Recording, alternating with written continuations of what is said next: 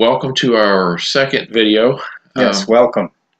on our new channel. Today we're going to talk about the idea of divisiveness in our culture and how some of the groups, the agendas that some of the groups have that are intended to foster inclusiveness have just the opposite effect. Yeah, but maybe first we should spend a minute or two sort of characterizing our times so that you know what we're actually talking about. I think that as I perceive the social terrain across the 58 years I've been alive, I would say that these days are marked by more divisiveness across almost any dimension you can think of than any other time in my life except for the 1960s when I was a kid. Like when I think back to the 1960s, I would say that sort of the general dynamics of divisiveness were even more pronounced and more powerful than they are today. But today definitely takes the silver medal.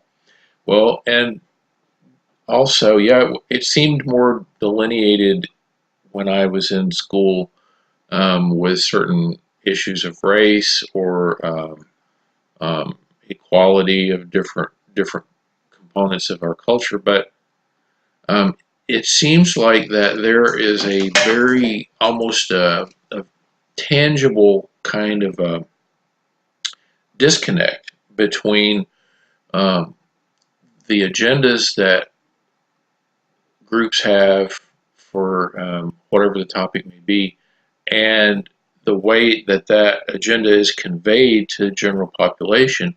What I mean is like the louder they yell, the more we're going to listen, and that doesn't usually equate. The louder the noise is, people tend to just stop their ears up and go on and ignore it.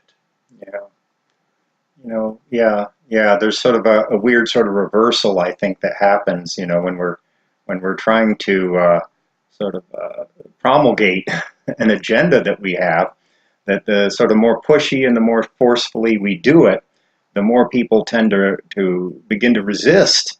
I think in part because why do we tend to resist that? Because probably at some level we feel like we're being manipulated. We feel the sort of manipulative dimension of what's going on. And I think most people naturally tend to resist being manipulated. The reason why is because when we're manipulated, it's like we're being treated like an object, right? There's an objectifying, Objectification, yeah. and for most people, there's a desire to assert our humanity. So that brings up a whole other topic that we could talk about of objectification, subject object, and the voice that people give to a movement um, gets cluttered and lost sometimes, I think, in the way it's disseminated uh, through the media, even on blogs and so forth. By the time we hear of something like some new movement or some new cause, it's so um, diluted, so it's morphed into something that it didn't start out to be. Yeah. Um, You brought up the media, Mark, and for the last several years, I've been wondering about the place of popular media in these dynamics of divisiveness.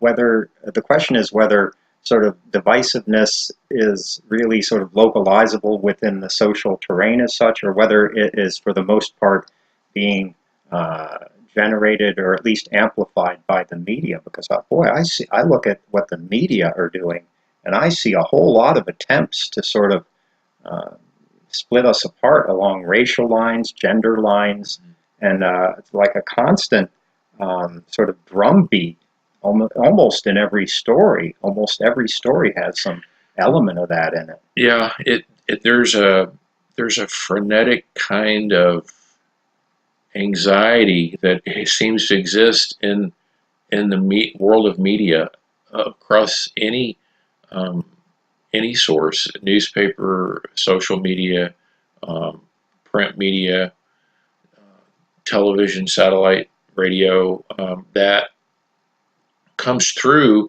in a way of uh, polarization the more polarizing they can spin an issue, a topic, a cause, the more attention it draws, because people tend to go to one camp or the other camp in a polarizing kind of fashion without considering that they're being manipulated, and without considering that there is a third way, there is a tertium quid that can come out of the discussion, Yeah.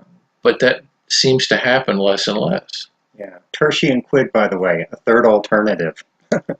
Um, yeah, and I think the media's agenda always, I think, and this is obvious, I think, in our age, is to arrest people's attention and hold people's attention, because the more able they are to do that, the more revenue gets cycled their way.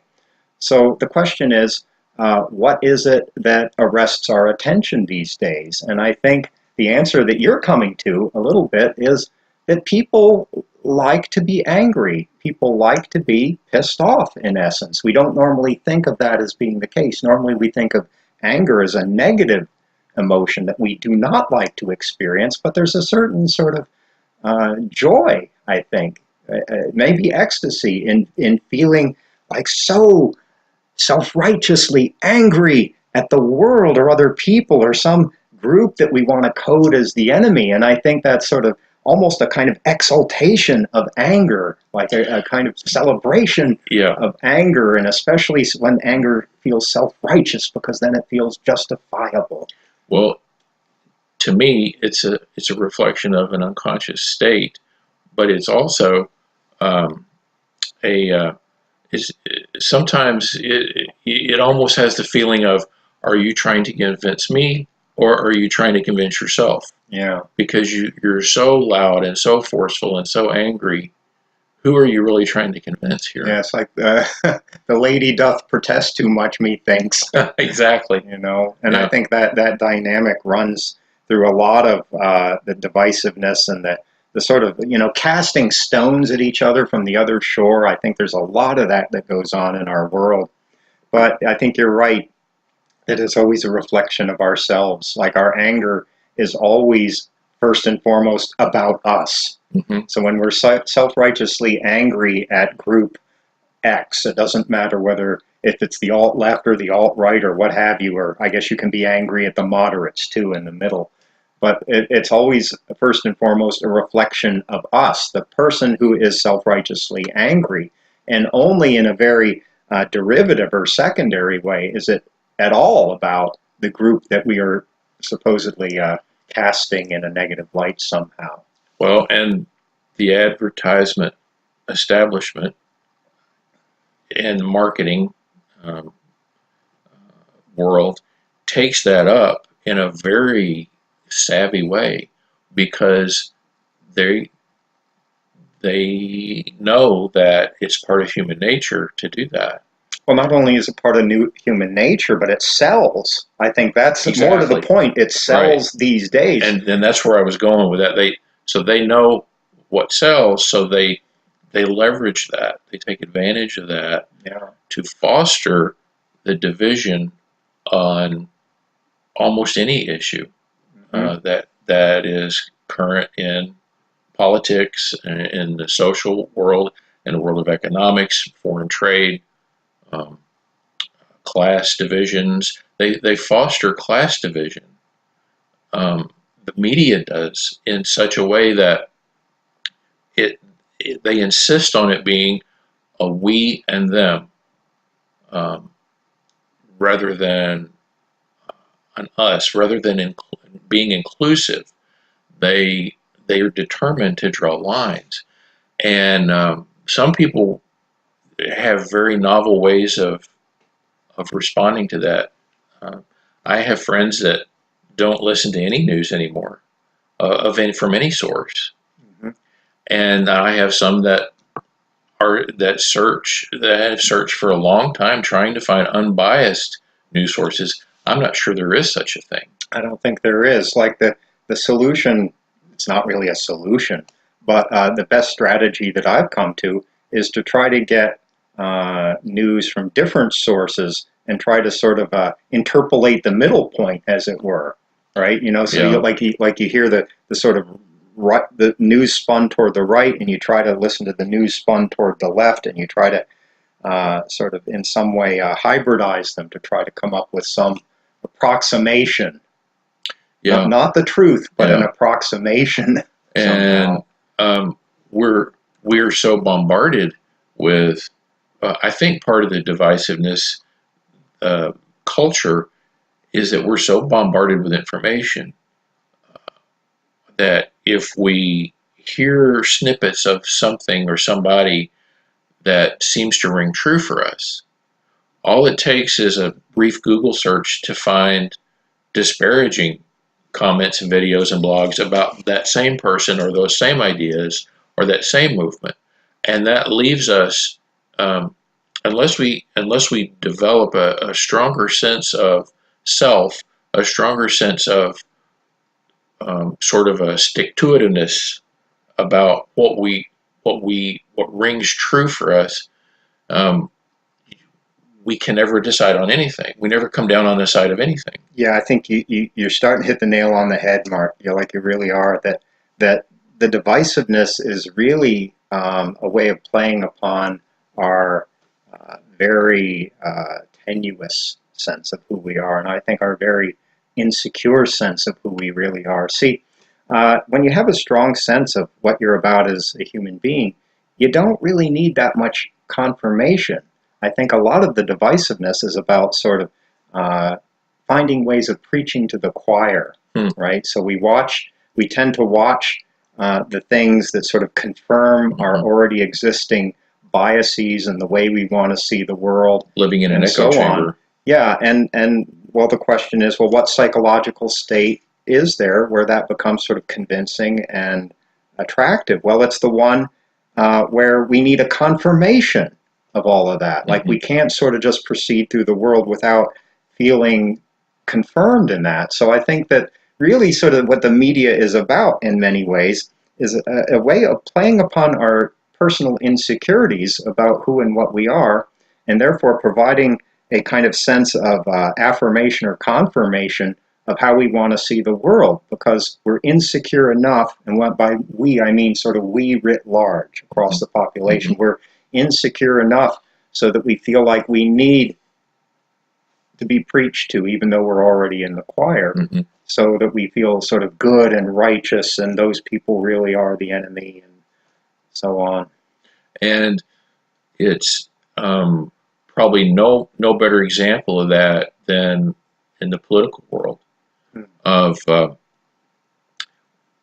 we are made to feel like there's an attempt to make us feel like that there are no alternatives except for being a Republican or being a Democrat, which they equate to being a conservative or being a liberal, which then they further and they distill it down to being, in the terms of positive and negative, black and white, either or, male or female. Yeah, and binary.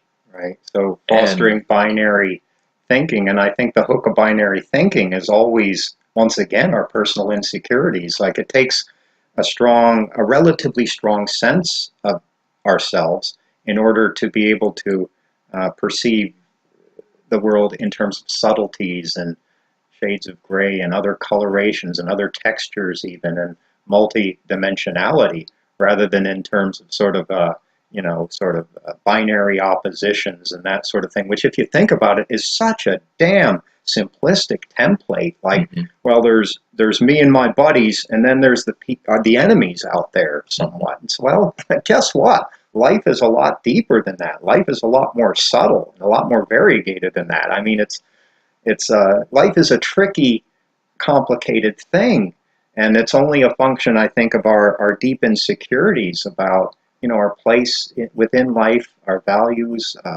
how fragile our existence is, how unpredictable things are, that we need some kind of sense of illusory solidity, a kind of sense of solidity that isn't really real, that it doesn't actually reflect reality as such. And I think all of the easy binaries, like male versus female and, so on, conservative versus liberal and all of those kinds of things, they have appeal to us because they make things seem simpler than they really are. And the reason why that's so appealing is because we haven't sort of developed ourselves enough to be able to sort of handle all the subtleties and different gradations of color and texture.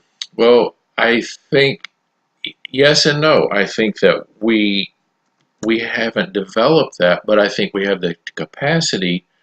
I mean, thanks to our prefrontal cortex, we have the ability to sit and ponder what does it mean to be human. God bless the prefrontal cortex. God bless. By the way. God yes, bless let's it. have a moment of Yeah. solemnity for the prefrontal cortex. Shem Shalabim. It seems almost like we're too lazy to foster it. It's so easy to just pick a side, just choose one. Do you want strawberry or banana? Do you want, we want the black one or the white one? And then let's move on to what's next. Mark, okay, so you use the word laziness. Do you think that's sort of what it's about? It's like ultimately the divisiveness and all the dynamics of divisiveness and the media playing upon divisiveness. Is it ultimately based upon our inner laziness? Like we want a simplistic way of seeing things because when it comes down to it, we're just too lazy to take up the complexity. Well, I think maybe lazy is not a fair word to call it. I think maybe it's more of a feeling of being overwhelmed, a general angst of just being alive in the world in the 21st century. See, to me, that gets a little bit closer. I don't think it's just because we're lazy, although that, I would say, is a variable in the equation. I think, but the bigger variables have to do with things like anxiety and feeling overwhelmed by the world and feeling like the world is just a bizarre place. I mean, it really is strange when you stop just buying into it and take a step backwards and begin to observe it. We live in a weird world. Well, and we live in a violent world too. Yeah, the natural world. There are posts of puppies and kittens and flowers, and there's this kind of an attraction to want to view the whole world like that, to kind of close out what seems uncomfortable and what seems distracting and what seems off center and off kilter. But the world is like that. It is in many ways, the old cliche dog eat dog world is a real thing, and it really exists. Killing for food and dying and decay and that constant movement that we have toward that, the being toward death, as Heidegger would say, and that is not a simple thing, but we tend to try for some reason to put things in the most simplistic terms we can, and what we've decided on as being an easy way to do that is a binary way of doing it. In an angry way. In an angry way, which brings us back to where we started this video on, the voices that yell the loudest. It seems to backfire sometimes, I think, if people just say, oh, I don't have time for this. The louder you yell, the less I'm going to listen to you. Well, you brought up the prefrontal cortex a few minutes ago, and what you were just saying reminded me more of the reptilian brain. Okay, so the older sectors of the brain, sort of the more central, the limbic physiological, the limbic system areas of the brain, which have to do more with things like fight or flight and anger, an angry response to the world is a fight or flight type response. So maybe part of the media's hidden agenda, if you want to use that strong a word, would be to play more to the more primitive sectors of our physiology, the more reptilian, sort of angry fight or flight dimensions, because they've realized that for the most part, that is where we are. For the most part, we are not a prefrontal cortex species, although we pride ourselves on that all the time, but that maybe, who knows, 3/4 of the time, we're not letting that be the main sort of compass that we navigate by. Instead, perhaps they've realized that we're more toward the reptilian. And our default is to go through on automatic pilot as much as possible in that more primitive mode of being in the world. Well, that you're right. That's the charm of the reptilian sectors of the brain is their automaticity. Like you don't have to think about it. You don't have to engage your higher brain functions. It just happens more or less reflexively. And it takes a very intentional motivation. It takes a very deliberate kind of being in the world to um, go to that further place, Yes. that place of thought and consideration of issues and options and decisions and likes and wants and what really rings true about something or other. Yes. I would say, because I'm partially of a Buddhist persuasion, that it takes a moment of awakening, right? To awaken perhaps the prefrontal cortex and to use it for purposes that are deeper than, how to strategize about getting to Walmart and buying stuff that we want or getting the next promotion or something like that, which engages the prefrontal cortex too. But the deeper possibilities of that area of the brain have to do perhaps more with wisdom or something like that. Well, and of course, from a Jungian standpoint, that it also brings up the idea of the collective unconscious. We are a culmination of all of our antecedents, all the ones that have come before us, and the preponderance of having this default way of being in the world, especially the farther back you go, the harder it was to be alive. When the average age was 50 or 60 years old. So that informs how we sit here today in the 21st century to an extent, and so that is a consideration too. So there's like you'd said earlier, it's all these issues are complex. They're the blacks and whites, the good and evil issues, the on and off issues, the male and female issues. These are all much more complex than a binary solution can accommodate. Or a binary reptilian solution, I would add. Yeah. Whenever I do videos of this sort, that try to sort of examine some set of problems in our world, I often like to include at least an exploration of what we might do concretely. Because it's one thing to sort of understand or perceive the problem clearly, but it's sort of another thing to find a way of negotiating in a very concrete and immediate way in terms of our lives. And I think that I always like to offer the viewers something, at least something to play with in their lives that they might sort of experiment with. So if what we're saying holds water, more or less, that sort of the politics or the crypto politics of divisiveness are being propagated largely by the media and people who would benefit from keeping us in our reptilian brains and benefit from our inability to awaken to the higher possibilities of having a prefrontal cortex. If all of that is true, like how might we begin to awaken? Okay, so two things on that. From my perspective, it would be uh, developing and fostering an awareness of the collective unconscious that abides within us and is part of us, that informs our decisions and our way of living, from the antecedent, from our descendants, from our ancestors.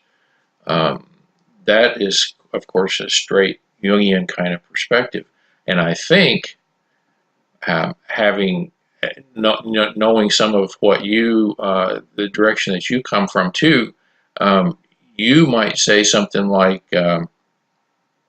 it's considering the idea of the beginner's mind, of having an openness and a mindfulness to the idea that nothing is necessarily as it seems, and everything generally has more issues around it than meets the eye.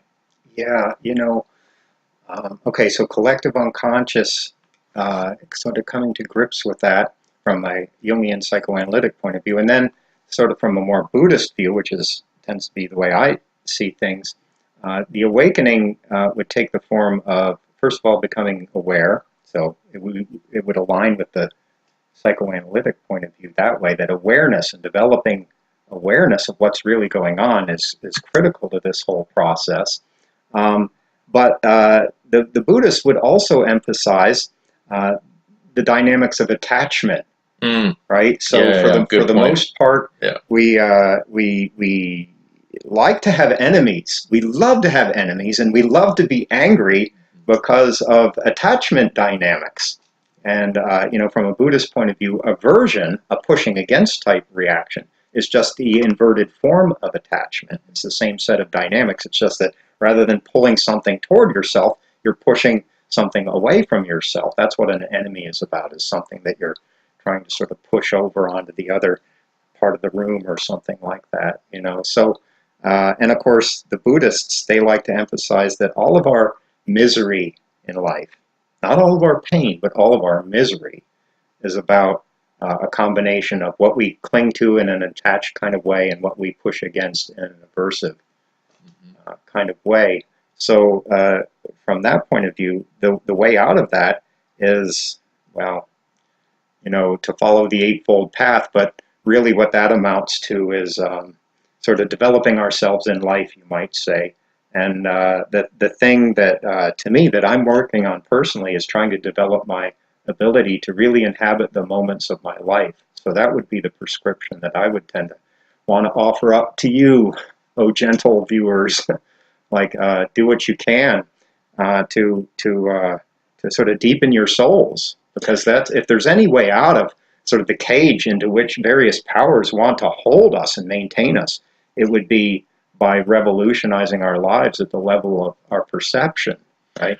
And I would say, I would offer up then an attempt and a developing a sensitivity to trying to incorporate the darker parts of ourselves, those parts that like that enmity and that striving against.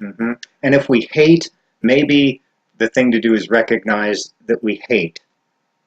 And that's different from running away from it or trying to code it as something like awful. Or it's almost like an embracing, an acknowledgement of and becoming mindfully aware. See, becoming mindfully aware of something is very different from running away from it, right? So I think that we've kind of come full circle, and I hope that we have been able to give you guys some food for thought, and we certainly have. I certainly have some fresh kinds of ways of looking at these issues of division, and hope that you'll join us for our next episode. Join us, not divide from us. Okay, we hope you all have a great day. A little bit of a rain here out at Two Creeks Farm in Bowden, Georgia. Have a great day. Enjoy the day. See you next time.